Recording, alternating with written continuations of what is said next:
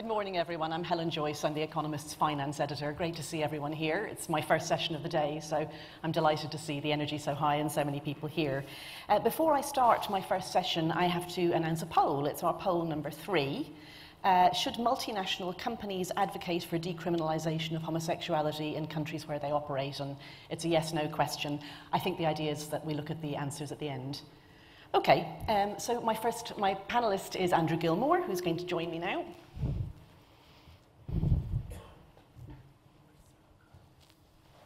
So Andrew's at the UN. And Andrew, I gather that you guys have produced recently a sort of a, I don't know whether a worksheet or a process whereby companies can make decisions about what they should be doing standards-wise with LGBT rights in countries where they operate. Is this correct? Yeah, it is. So tell me a little bit about that. Well, I mean, it's done on the assumption that, having spoken to a lot of people in the private sector a few years ago who seemed to think that they were happy to take a human rights line on a number of issues, but when it came to LGBTI issues, they see this as more as a sort of culture and tradition, and one that wasn't so much seen as part of human rights. So we decided that, particularly at a time where the entire global human rights movement across the board on all issues is on the back foot at the moment, as indeed we are, this was a good opportunity to get business who have a lot of leverage in a number of places, more than the human rights movement, of course, that we would try to get them involved. So what it does, essentially, is aim to get businesses to see how to end discrimination. It's not a prescriptive set of proposals. It's not. It's more suggestive, and it's very much done. It was done in consultations across the globe, and very much took the view that it was local conditions have to apply. You need, in order to decide what to do, you have to see the conditions there. And obviously, in some parts of the world, actually, I mean, if I can just back off, when I say that there's an entire pushback on global human rights, that I think there is, about one of the very few exceptions is the LGBTI agenda in the West, which has obviously made tremendous progress in the last 10, 15 years. But even the LGBTI agenda is suffering tremendously in many parts of the world, and there's a big pushback, partly in reaction to the success in the West. So, but on all other issues, there's a sort of squeezing of civil society and NGOs, and it's made things much, much harder. So there has to be a much more intelligent use of leverage, and we felt that the private sector is a lot that it can do by just at least showing in its own businesses and its own relationships with its own people and with its supply chain and all its other people that it operates with, that it doesn't tolerate discrimination, that it actually respects LGBTI people, and we would try to set up some mechanisms for grievances. Can I just ask for a show of hands, who would agree with the statement that human rights are on the back foot globally? Anyone feel that's unduly pessimistic? Oh God, there's always two optimists in any room, I think. You're both over there. So that's the cheerful side of the room. Okay, I'll remember that for the rest of the day. I was struck by what you said about that you felt that the pushback was partly in response to successes in the West. And it strikes me that that's a particular challenge for engaging companies that are, for example, headquartered in the West, headquartered in New York or headquartered in London. If they get more active, aren't they risking in this particular environment looking like they're, I don't know, being colonialist in their, you know, in their attitudes to cultural things, you know, by people who think this sort of way? Well, that's actually something I have to deal with every day. I mean, I run the UN Human Rights Program in New York, covering all issues and across the world. I mean, just last week I was in Central Asia, where they're not remotely friendly to the LGBTI agenda there. I mean, not at all, or indeed any human rights agenda, but particularly harsh on that one. And I give a number of lectures to students in the region, and one of my points was, particularly when I was asked about it, and the questions came more from the old guard, so Soviet-era professors, than from the students themselves. Aren't human rights a Western agenda? And I know that precisely what they were thinking of was the LGBTI issue, because that is seen as Western. My response there was, no, we are not imposing, we're not seeking to push a pro-Western, a pro-LGBTI agenda. Because what's very important to know is that the Russian government in particular accuses the West, and indeed the UN, of imposing alien values on traditional Slavic cultures. And that is a line that they use, and they associate it with opposition to the Putin government and with the EU. So it's a hodgepodge of issues put together. So that narrative is out there, that it is a Western agenda. And my line is, no, we're not trying to impose any or imposing a so-called gay agenda. What we are trying to do, what we do oppose, is discrimination. And in countries such as the ones I've just been in last week, it's grotesque discrimination. And the Tajikistan, they just set up a register of suspected gays, which the police then use to go and blackmail, and then they will come to you if you're on the list, and then get 3 more names so that they can go and blackmail them as well. And there's extortion, and there's beatings, and it's extremely unpleasant.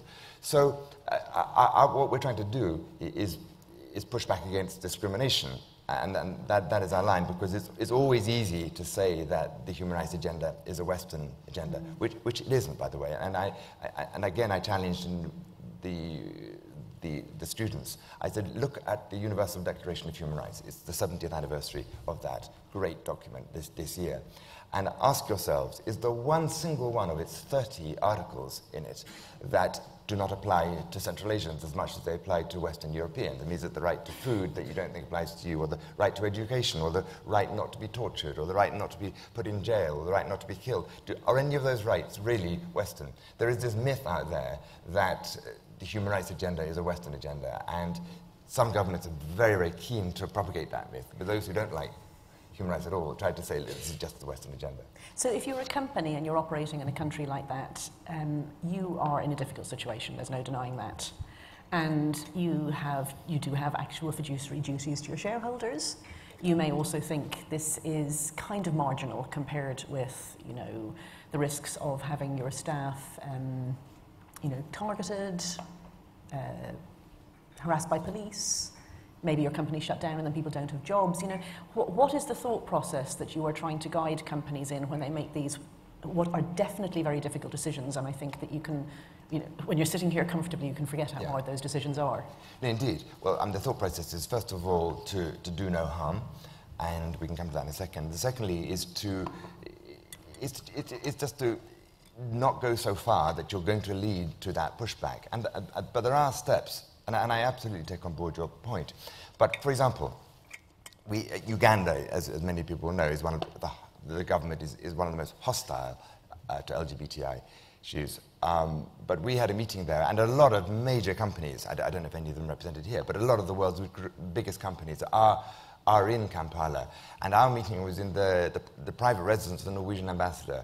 Not one company dared show up of that. And I think that's I take on board you've got to be careful, and you've got to protect your staff and everything else, but I think that's taking caution too far, frankly. Yeah. And then another example, and I don't like this one at all, is that a major social network, you can probably guess which one, in the Gulf has just banned all LGBTI messages. But at the same time, that same company is a great supporter. I meet them at dinners in New York, and they're great sort of defenders of what we're trying to do.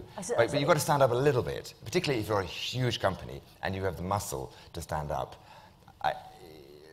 So I think that, while absolutely taking on board your point that when you must never jeopardize the security of your staff in situations like that, I think there's a lot more that people can do. But it sounds like the actions, the lever points are actually not in those countries. I mean, if a country is, paying to go to fancy dinners that, cheer on LGBTI rights in one country and are simultaneously a very minor risk to their balance sheets, let's face it, being lazy or careless or cowardly in another country, I mean, we can say things about that. We can say things about that in safe places in New York and London. Yeah. Have I any questions from the floor? We have a very interesting speaker here, and We don't have very long, so I want to give you guys time to ask. I have a question here from the cheerful side of the room. Yes, very cheerful over here. Andrew, the guidelines for protection of LGBT rights in the workplace that businesses are invited to subscribe to, there has been some concern by some people that if they sign up to those, they're then going to be sort of punished if they don't. Don't live up to them. If they don't live up to them, is that true? What are the consequences? No, there are no sanctions whatsoever. It's not like something like you signed the Nuclear Non-Proliferation Treaty. I mean, it's not like that. It's self-policing. I presume it's meant to get a sort of critical mass going of... Yeah, exactly. This is now the default thing to do in a way. Yeah, and it's not a shaming factor. We just want people to sign up. And by the way, I'm going to Japan next week to launch them in Tokyo. We do not have one. We have 120 companies so far, some of the biggest companies as well. We do not have one single Japanese company yet, and I'm hoping we will change that. Have we anyone in the room who could possibly help change that? But yeah, no. So that's a very important point. But we're not trying to do is a naming and shaming exercise, and so there's no downside. I'll come to this question here, but did everyone here know about these guidelines? Did anyone not? I didn't. So, I mean, I knew because I looked at the programme, but I meant apart from that. I have a question over here. Yeah, hi, Graham Sparks from Shell. Just on the guidelines, perhaps saying a few more words about that. Could you talk a little bit, Andrew, about where you might see that ending up in 5 or 10 years' time? I know that's stealing Zanni's question. And also what the UN might be able to do to sustain this alongside the companies that are endorsing it. Thank you.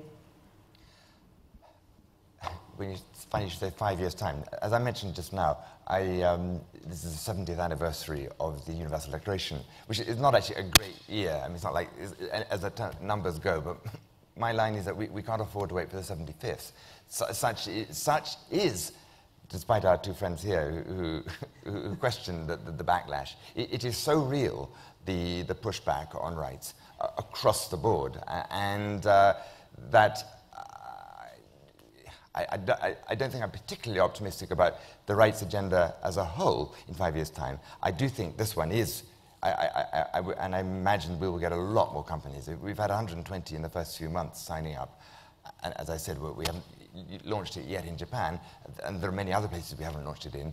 I think many more will sign up, particularly as my response to the previous question, there's no real downside. It's not as if they're then going to get hauled over the coals and publicly shamed for not having lived by them. I think I have a question from my colleague here, yeah. Yeah, thank you. I just kind of playing devil's advocate a little bit. You know, you mentioned the large social media company that was blocking LGBT messages in the Gulf. I mean, I presume, you know, putting myself in their shoes, that they would say, well, if we don't do that, we'll just get blocked, right? We will get shut down and kicked out of the country. And that's obviously not an outcome we want to have, and that's probably not going to, you know, advance the LGBTI cause. So how do you talk to those companies? I mean, what is the right way to go when it's caught between a rock and a hard place? That company, I very much doubt we would get blocked out of the Gulf market. I just don't think all the Gulf states would take the view that it was worth their while to block that. But for example, and even in China, if they did, where they might, okay. You know, suppose we're in China where they really do block things. Okay, what about it then? So what should a company do if the choice is between being blocked or... Okay, China's an extremely difficult environment. I mean, they're leading the pushback. Yes. I mean, and I see that at the UN every couple of days. There's a new attack, and they very much take the view that despite the word universal in the Universal Declaration of 1948, these values are not universal, which we dispute very much, but the government insists otherwise. I mean, we just quietly push away. I mean, they will push back, and I mean, there have to be, and if a company can survive and prosper, which it could do, some of these big ones, regardless of whether it got shut out of a particularly reactionary market, I would argue that that's the case where you stand on principle. Right. Right. So it's going to have to be sort of case by case, where you see which way you do least harm to As I said, if it's your, a small your company goals, your values.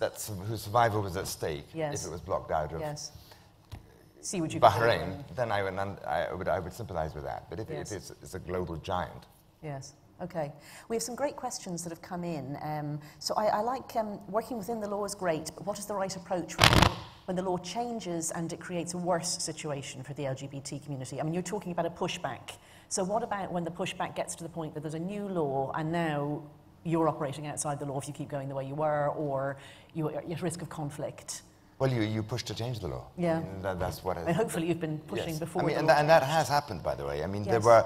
I mentioned Uganda in another context, but in the case of one particularly awful bill that was being passed, a number of major companies did get together and lobbied the Ugandan government alongside Western embassies. So you lobby to change them. I mean, I've just been doing that in Central Asia, where there's this new register, as I said. I was arguing that even though it's only just been put in place, that it's a disaster, and they should change it.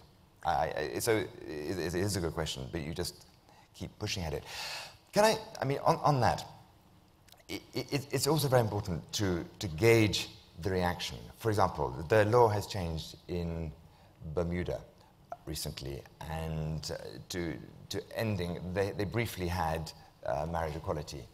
Same sex was regarded as similar to any other marriage. Then they repealed that. Now, the reaction was very interesting to that, because a number of global LGBTI movements and others decided hashtag boycott Bermuda. But this was not at all what was in the interests or the wishes of the LGBTI community in Bermuda, who quite rightly feared that they would be targeted. If there was then a boycott, not only do they have the stigma of, in a not particularly progressive society, of being abnormal, as the others were accusing them of, but then they would then be accused of leading to a recession because of the boycott. So it's extremely important to listen to local people. I mean, I actually believe that boycotts for human rights, including of tourism, is a very, very underused and potentially very useful tool. And a number of the world's premier tourist resorts are situated in places where unspeakable things are going on just down the road. And tourists, in my view, should be aware of that, especially when, as in some cases, the justifications for these ruthless torture policies is that, we have to make it safe for tourists. In my view, tourists should be told that that's what's happening. But that's something very different to what I just mentioned in Bermuda, because there, the local LGBTI community would have been precisely targeted. Yes. And that is something very important to avoid.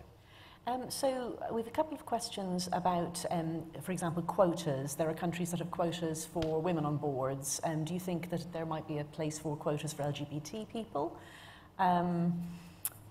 Let's take that one. Yes, I have. There probably is. I haven't thought that through. Okay. I mean, not least because a lot of people don't self-identify.